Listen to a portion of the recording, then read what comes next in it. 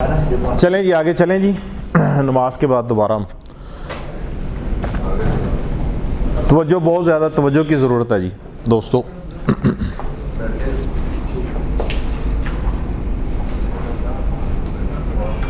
वो वाले अंडे जो भी ताज़ा ताज़ा ले हुए होते हैं, बिल्कुल अभी मुर्गी ने अंडा दिए ही है, उनके ऊपर जो बैक्टीरिया की तादाद है ना जी, वो अगर हम स्क्वायर मिलीमीटर में उसको जज करें, यानी इस जो एग की स्पेस है, तो तकरीबन 300 बैक्टीरिया मौजूद होते हैं अंडे की खोल के ऊपर, फ्रेशली लेड एग। और ये 3 मिनट के वक्फे के दौरान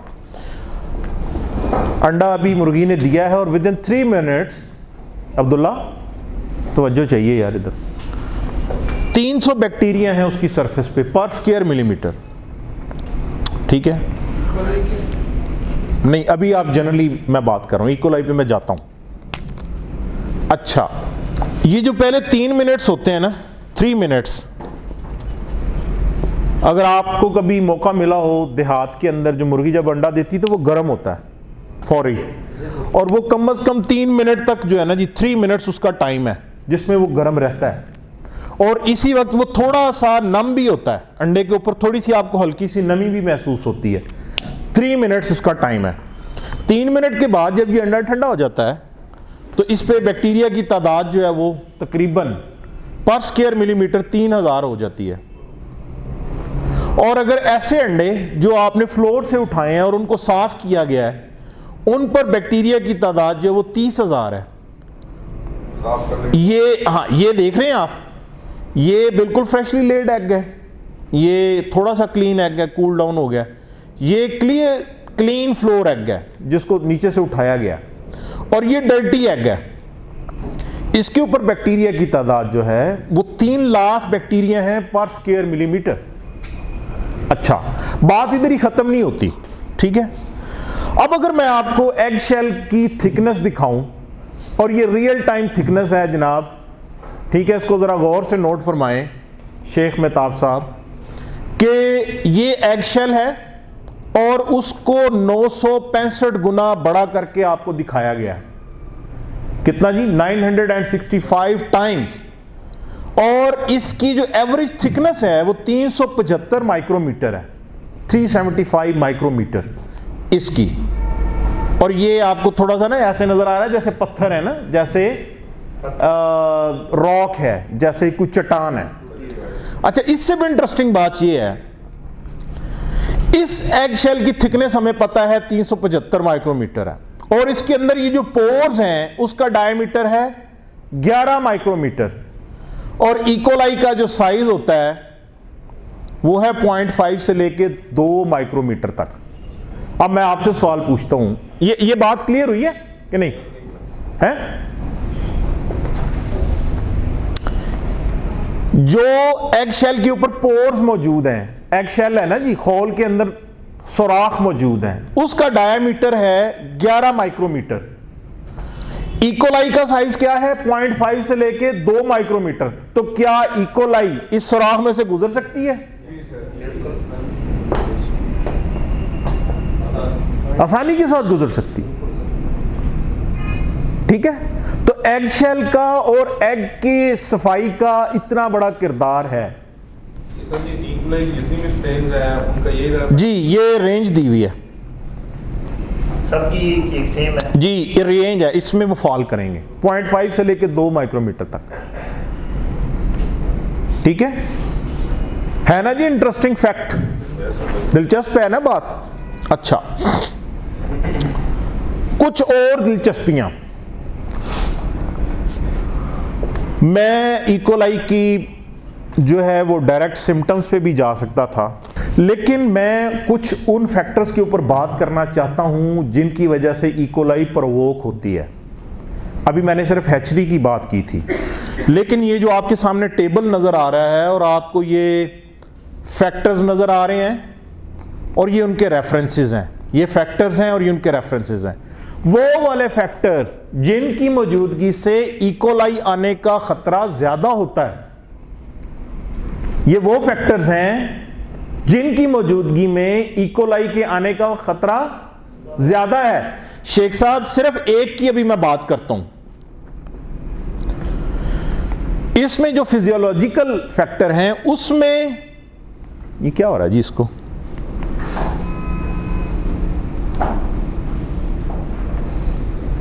जो फास्ट ग्रोइंग स्ट्रेन्स हैं जी, उनमें इकोलाई आने का खदशा ज्यादा है बनिस्बत जो स्लो ग्रोइंग है। फास्ट ग्रोइंग स्ट्रेन कौन सी है जी आज की?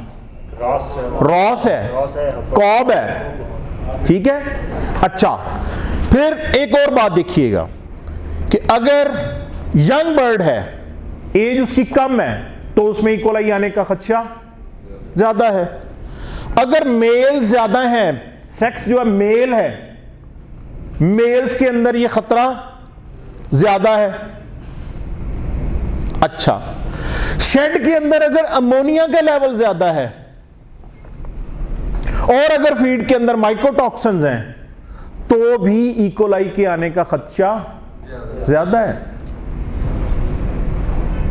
इसके अलावा अगर हम ये देखें कि कंटेमिनेटेड वाटर, जैसे शुरू में कुछ दोस्तों ने बात की, वो एक बहुत बड़ा सोर्स है। ड्राई डस्टी कंडीशंस, जैसे ड्राई वेदर गुजरा है अभी थोड़े अरसे पहले, और जब डस्ट उड़ती है उस कंडीशन के अंदर अगर आप गैर जरूरी तौर पर पानी और फीड को रोकेंगे तो भी इकोलाई के आने के चांस ज्यादा होंगे। इनएडिक्वेट वेंटिलेशन और ओवर क्राउडिंग, जो कि अभी सर्दियों में लोग क्या करेंगे, 30,000 का शेड है, 32,000 पालो जी। तो भाई ऐसे दोस्तों को आप जाके बताएं कि आप तैयार रहें कि आपके शेड के ऊपर इकोलाई आएगी। ओवर क्राउडिंग, अगर ओवर क्राउडिंग करेंगे तो क्या होगा जी, इकोलाई के आने के चांस ज्यादा हैं। फिर पुअर लिटर कंडीशन, यार ये दूर तक नजर नहीं आ रहा, मेरा ख्याल है मैं पढ़ रहा हूं इसलिए।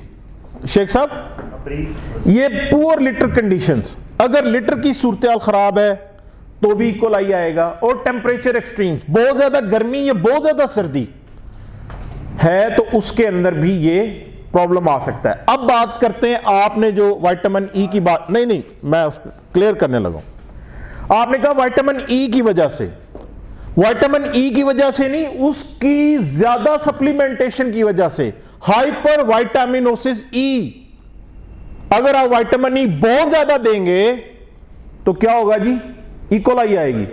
इसी तरीके से अगर विटामिन ए बहुत ज्यादा देंगे या विटामिन ए की डेफिशिएंसी हो जाएगी तो क्या होगा, दोनों सूरतों में इकोलाई आएगी। कौन कौन मेरे साथ हाथ खड़ा करे?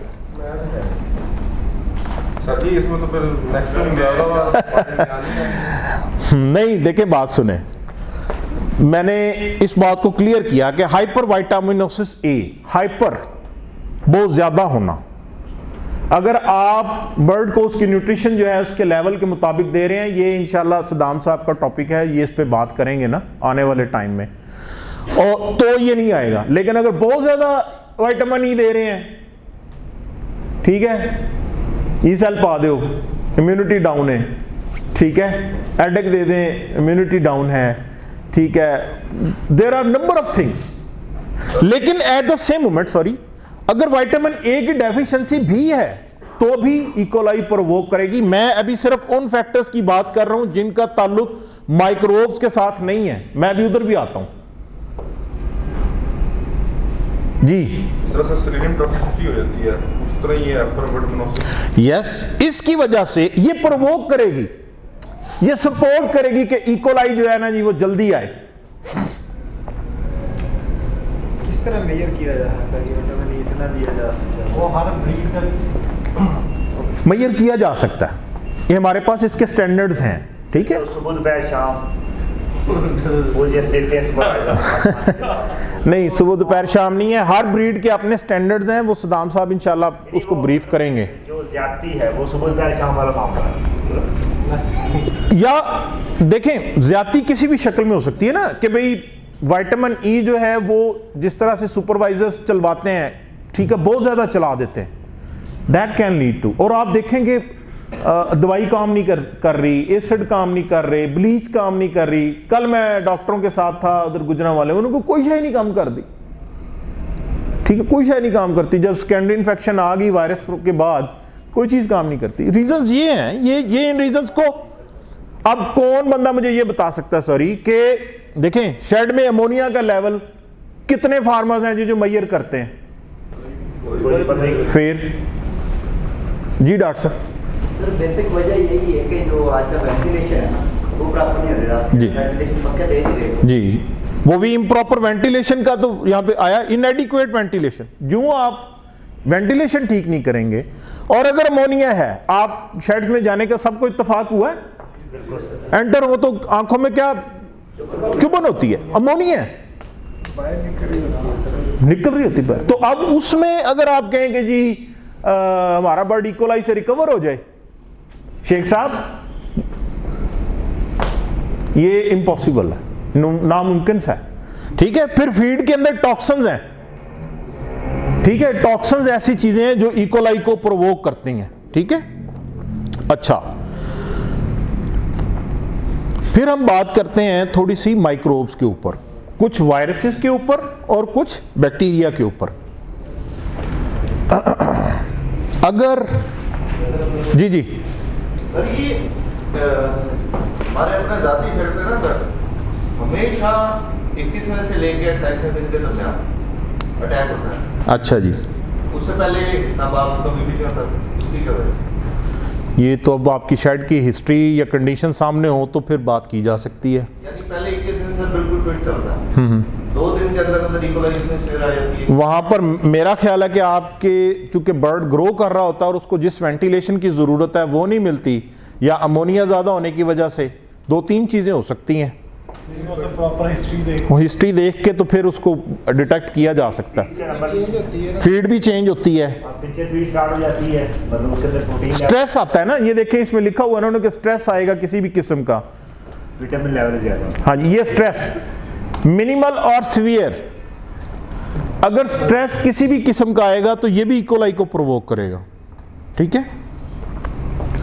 अच्छा जी, अब हम बात करते हैं वायरसेस की, वो वायरसेस जिनके साथ इकोलाई आ सकती है। अगर एडिनो वायरस है, मुझे कौन दोस्त बताएगा डॉक्टर हजरात में से कि एडिनो वायरस से होने वाली बीमारी को क्या कहते हैं? हाथ खड़ा करें जी। जी डॉक्टर साहब, हमजा साहब। बॉडी हेपेटाइटिस भी कहते हैं, एचपीएसवी से बात होती है, ठीक है। इसकी टाइप एडिनो वायरस जो है, इससे होने वाली बीमारियां जो हैं, एक डॉक्टर साहब ने हमें बताया IBH। अब हम लोगों को जब सवाल पूछते हैं ना IBH क्या है, वो कहते हैं इन्फेक्शियस ब्रोंकाइटिस, लेकिन ये क्या है जी? Inclusion body hepatitis. क्या है जी? हेपाटाइटिस। और दूसरा इससे प्रॉब्लम आता है हाइड्रो का, ठीक है। और ये एडिनो वायरस जो है, क्या ये वर्टिकली ट्रांसमिटेबल है जी? ये ब्रीडर से आता है। तो अब अगर आपका बर्ड एडिनो पॉजिटिव है और उसका लिवर खराब है, तो आपको ज़हनी तौर पे तैयार रहना चाहिए कि इकोलाई यहां पर जान नहीं छोड़ेगी, ठीक है। Adenovirus. Then avian influenza virus, ठीक है। एक और वायरस जो बहुत कॉमन आजकल हाईलाइट हो रहा है, वो है chicken infectious anaemia virus. Chicken infectious anaemia virus ज्यादातर लेयर्स के अंदर, ब्रीडर्स के अंदर ज्यादा इसकी कसरत देखने को मिलती है, और ये वायरस भी वर्टिकली ट्रांसमिटेबल है, ब्रीडर से ट्रांसमिट होता है। अच्छा, इसके अलावा IB का वायरस अगर है, IB का अटैक हुआ है, लाजमी आएगा। IBD का अटैक हुआ है, गंबोरो का, बख्तियार भाई, अगर गंबोरो आई है तो साथ में इकोलाई भी आएगी। लेयर के इलाके में मैरिक्स अगर प्रॉब्लम आई, या न्यूकासल डिजीज आई, तो ये सारी चीजें, ये सारे वायरसेस जो हैं, ये क्या करेंगे? इकोलाई को प्रोवोक करेंगे। एक और बड़ी अहम बात जिसकी तरफ ना हमारे डॉक्टर्स की तवज्जो है और ना हमारे अरबाब इख्तियार की। वो है पिजन्स, कबूतर, पिजन पैरामिक्सोवायरस 1। पिजन इतना बड़ा थ्रेट है पाकिस्तान की पोल्ट्री के लिए कि आप इसका अंदाज़ा नहीं कर सकते, लेकिन इसकी तरफ कोई बंदा तवज्जो नहीं देता। अगर कोई बंदा ये चाहता है कि पाकिस्तान के अंदर पोल्ट्री के अंदर बीमारियों का खात्मा हो जाए, ख़ास तौर पर वायरल प्रॉब्लम्स का, तो कबूतरों को कंट्रोल करना होगा। यस, बिकॉज एक तो ये पिजन पैरामिक्सोवायरस इसका रेजरवायर है, होता इन्हें खुद कुछ नहीं है, खुद कुछ नहीं इनको होता पैरामिक्सोवायरस की वजह से, लेकिन ये उसको शेड करते हैं, उस वायरस को फैलाने का बायस बनते हैं। कल हम गुजरांवाला में थे तो उधर एक डॉक्टर साहब ने, मैंने ये बात की तो उन्होंने कहा कि मैं कई शेड्स वालों को जानता हूं जिन्होंने अपनी छत के, जो शेड की छत थी उस पर कबूतर रखे हुए थे, ठीक है, अल्टीमेटली उन्हें अपने शेड फरोख्त करने पड़े। पूरी दुनिया के अंदर, बांग्लादेश के अंदर अभी हाल ही में उन्होंने ये किया है कि भाई जिधर जिधर कबूतर है उनकी वैक्सीनेशन भी कराओ, कबूतरों की वैक्सीनेशन कराओ, नहीं तो ये भी बीमारी फैलाएंगे। ठीक है, पिजन्स जो हैं ये बहुत बड़ा रेजरवायर है। ठीक है, हम मुल्तान में जाते हैं, वो दरबार के ऊपर, तो लोग उनको दाना शाना खिलाते हैं। ठीक है, उधर बहुत हैं कबूतर। ठीक है, और जगहों पे भी जहाँ पे शौकीन लोग, हमारे मोहल्ले में 4 बंदों ने कबूतर रखे हुए हैं। सर अगर ये फार्म से दूर है तो फिर तो रीजन नहीं बनती ना। नहीं, ये फार्म से, देखें फार्म से ये कितनी दूर है, अगर वो उडारी लगाते हैं और कहीं ना कहीं वो पहुंचते हैं, ठीक है, ये इतनी दूर भी नहीं है। अगर हमारा कबूतर उड़ के इंडिया जा सकता है, आप उसकी कुव्वत परवाज का मुशाहिदा करें ना जी, तो वो कहीं पे भी जा सकता है। ठीक है ना, इंडिया ने कबूतर पकड़ा था ना पिछले दिनों, पाकिस्तानी आप उसकी कुव्वत परवाज को देखें। अच्छा, फिर आते हैं जनाब कुछ बैक्टीरिया की तरफ। उसमें आपके इंटरेस्ट के जो बैक्टीरिया हैं उसमें क्लोस्ट्रीडियम परफ्रिंजेंस है, माइकोप्लाज्मा गैलीसेप्टिकम है, माइकोप्लाज्मा साइनोवी है। इसके अलावा पैरासाइट्स के अंदर जहां पर एमीरिया मौजूद है, एमीरिया टेनेला ब्रुनेटाई, ठीक है, तो ये भी इकोलाई को प्रोवोक करते हैं। एमीरिया की वजह से नजमुल हसन कौन सी बीमारी होती है? एमीरिया की वजह से नहीं, उजामा, एमीरिया की वजह से कौन सी बीमारी होती है? अब्दुल्ला जाहिद, एमीरिया की वजह से कौन सी बीमारी होती है? कॉक्सी। कॉक्सी का जो पॉजिटिव एजेंट है उसको क्या कहा जाता है? एमीरिया। ठीक है, यहां तक मेरे साथ हैं जी? अभी हम इकोलाई के साइन सिम्टम्स पर नहीं पहुंचे, और ये सारा रिसर्च का डाटा है, इसमें से कोई बात ऐसी नहीं है जो बगैर तहकीक के यहां पर। सर इसमें मेरी 2 एग्जाम नहीं है, उनसे नहीं होती वो। देखें, जिनके मुतालिक पेपर्स अवेलेबल हैं उनके मुतालिक उन्होंने बताया है। जनरली अंडरस्टूड करना चाहिए है कि वो एग्जाम भी बायस बनती होंगी, हाँ, जनरली कंसिडर करना चाहिए।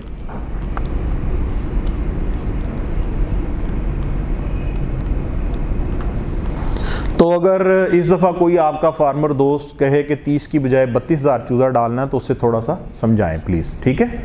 अच्छा, वहाँ कंसेप्ट ये होता है कि ये 2,000 अगर मोर्टेलिटी हो जाती है तो हमारा 30,000 बच जाएगा, जबकि वो शायद इन्वायरमेंटल तौर पे तो वो नुकसानदेह है उनके मैनेजमेंट के हवाले से।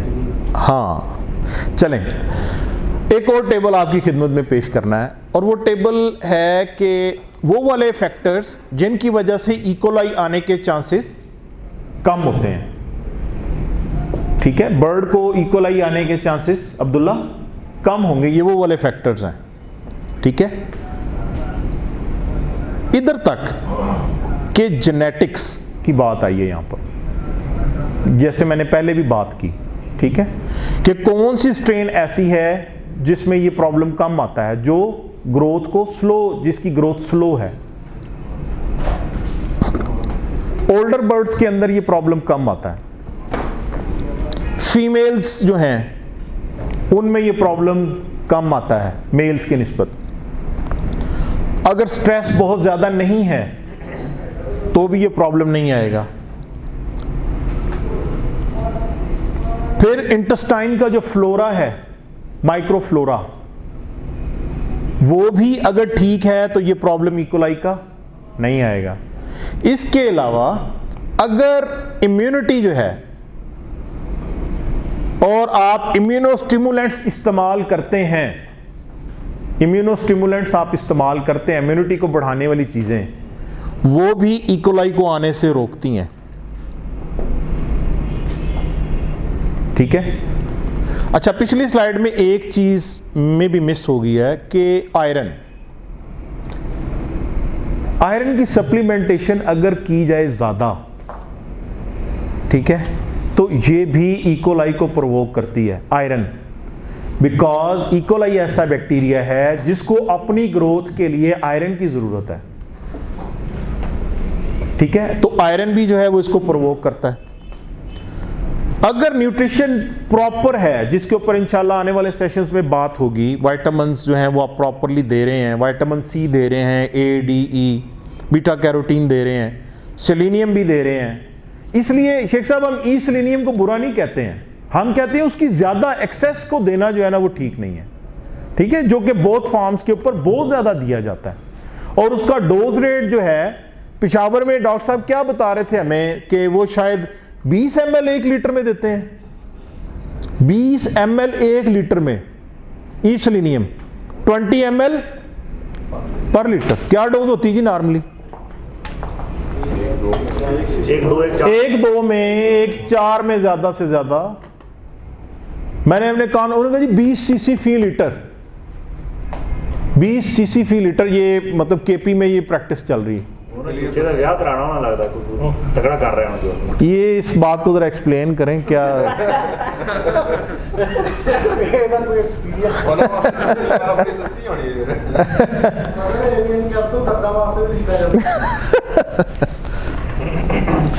तो ये वो फैक्टर्स हैं। अच्छा जी, अब आप आगे बढ़ते हैं जी।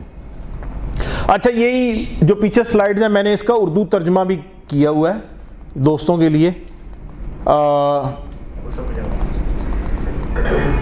नहीं, इसको जरा देख लेना चाहिए। ठीक है,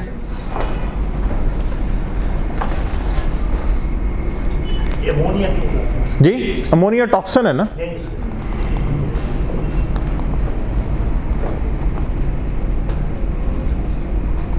ये वो फैक्टर्स हैं जिसका मैंने उर्दू में भी उसमें से जो हमारे रिलेटेड थे उनको मैंने उर्दू में यहाँ पे। जी डॉक्टर साहब। क्वेश्चन ये है कि आपने बताया कि मेल जो है उसमें इक्वलाई ज़्यादा ग्रो करता है, लेकिन फीमेल में जब एग प्रोडक्शन होती है तो एग जो है वो एनरिच रिसोर्स है इक्वलाई के लिए। जी जी। तो उस वक्त इक्वलाई फीमेल में नहीं ज़्यादा ग्रो करेगा। देखिए मेरी बात सुने, वो एग की जैसे हमने शुरू में बात की कि एग शेल के ऊपर जो है ना जी वो इक्वलाई जाएगा।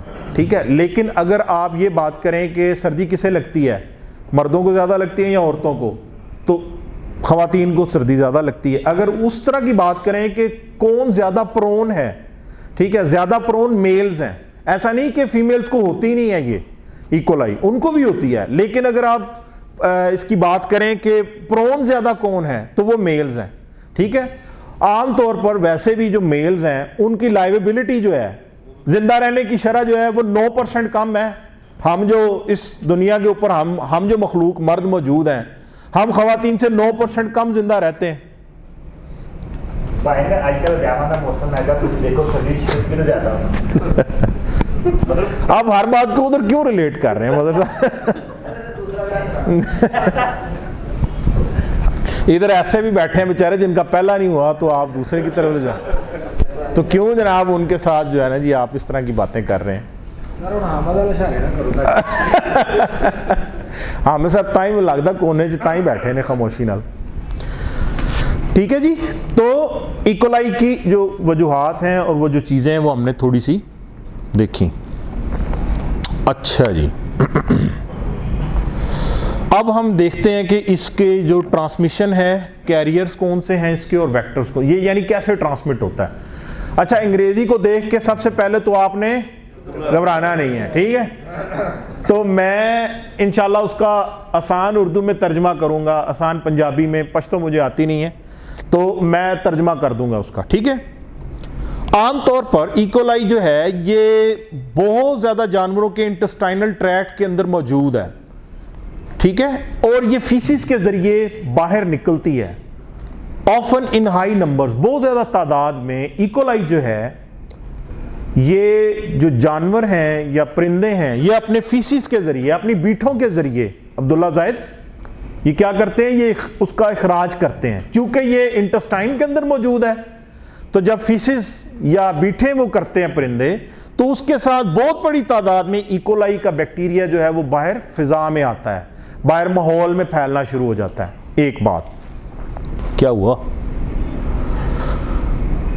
यस डॉक्टर साहब, आपका जो क्वेश्चन था, ऐसे बर्ड्स जो इकोलाई का शिकार होकर सेहतमंद हो चुके हैं, उनका ट्रेकिया, सीका और ओविडक्ट कम से कम जो है वो 21 वीक्स तक जो है वो इकोलाई से मुतासर रहते हैं।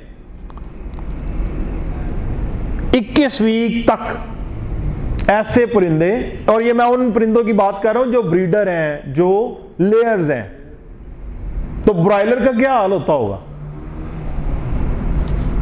ठीक है। हाउस फ्लाइज जो हैं, आम मक्खियां, they serve as a mechanical vector. Mechanical vector कहते हैं ऐसी चीज को जो एक जगह से चीज को उठा के दूसरी जगह पे ले जाए। तो हाउस फ्लाइज जो हैं, जहां जहां पर मक्खियां, और उसमें से भी, अब मैं सोच रहा था जब मैंने ये लाइन लिखी तो मैं बड़ा हैरान हुआ, the gut of housefly, यार मक्खी की गट, मक्खी कितनी है यार, उसकी गट, that provides a suitable environment for horizontal transfer of E. coli। हजरत जी मक्खी, ठीक है, ये बता के तो साल तक मैं जन्नत में बना लूंगा। देखें, हमें, मैं इस बात को ऐसे करता हूं कि मुझे हम एक जगह मीटिंग कर रहे थे, तो बंदे ने, मैं इसी किस्म की बातें कर रहा था, उसने कहा कि आप हमें डरा रहे हैं, ये है वो है, तो इस तरह नहीं होता। मैंने कहा यार अगर आप मेरी बातों से डर रहे हैं तो अच्छी बात है, डरें, ठीक है, मेरा मकसद डराना नहीं, आपको बताना है, ठीक है। जो चीज़ है रियलिटी वो हम बताएंगे, चाहे फिर कोई डरे या जो कोई चाहे जो है उसको नेगेटिव ले, ठीक है। अच्छा जी, इकोलाई से जो बीमारियां होती हैं अब उनकी फहरिस्त देखते हैं जी। कोलीसेप्टिसीमिया है, हेमोरेजिक सेप्टिसीमिया है, एयर सैक डिजीज है, स्वोलन हेड सिंड्रोम है, पेरिटोनाइटिस है, साल्पिंजाइटिस, ऑर्काइटिस, ऑस्टियोमिलाइटिस, साइनोवाइटिस, ओम्फोलाइटिस, योग सेप्टिसीमिया। इनमें से हम आज सिर्फ एक दो बीमारियों को पढ़ेंगे, बाकी के हम मीनिंग जो है वो आगे आपको प्रेजेंट करेंगे, ठीक है जी। और एंट्राइटिस,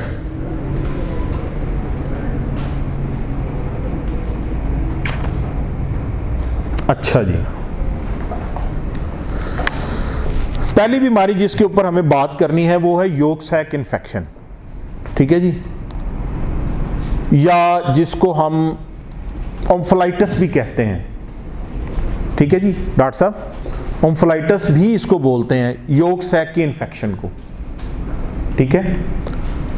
ये बुनियादी तौर पर नेवल की इन्फ्लेमेशन है, जो परिंदों की नाफ है वो मैं आगे दिखाऊंगा, ये उसकी सूजन है। आम तौर पर अगर परिंदे सेहतमंद भी हैं, उनकी जो यॉक है उसमें से भी आपको इकोलाई का बैक्टीरिया मिल जाता है, ये कॉमन सी बात है।